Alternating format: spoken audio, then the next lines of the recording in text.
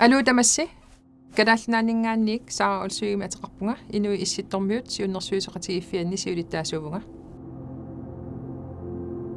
As an indigenous people, Inuit have occupied the Arctic for millennia. We mostly live in the areas of the Arctic where there's no trees, on tundra, having developed highly specialized skills on surviving and thriving in the Arctic.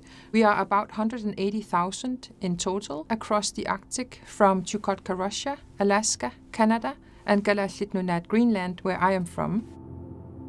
The inhabitants in total is about 56,000, and about 90% of us are Inuit. Across our homelands, we are experiencing massive changes in our nature due to climate change. We are seeing how permafrost is melting, so our coastal areas are eroding by the sea eating it up. Infrastructure is changing due to thaw of permafrost. In Kalaallit Greenland, we are seeing how the sea ice is different. Some years it doesn't settle at the time it usually would do. So when that happens, there's families that live a more traditional life from hunting who do not have access to hunting.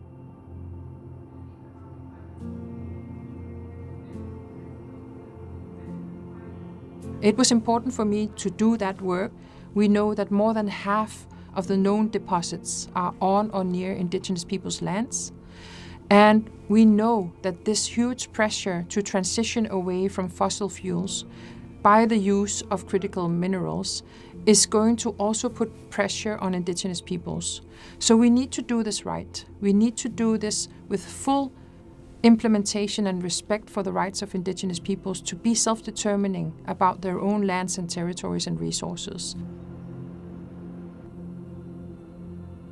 I'm very, very happy to see that the Permanent Forum has put Indigenous women's rights at top priority. It's unfortunately still so that Indigenous women, and especially Inuit women, are overrepresented in the statistics on violence against women.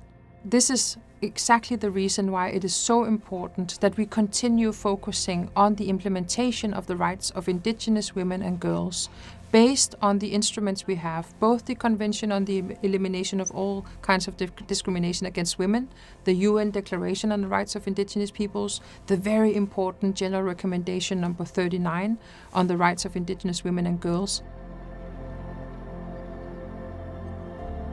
There is basically no negotiation that is not relevant for Indigenous peoples. We are affected by all decisions taken in this world, and it should be so that we naturally have a seat at the table, that our voices are heard, that our priorities are taken into account, and not least that our rights are upheld in developing new treaties and new agreements and new resolutions.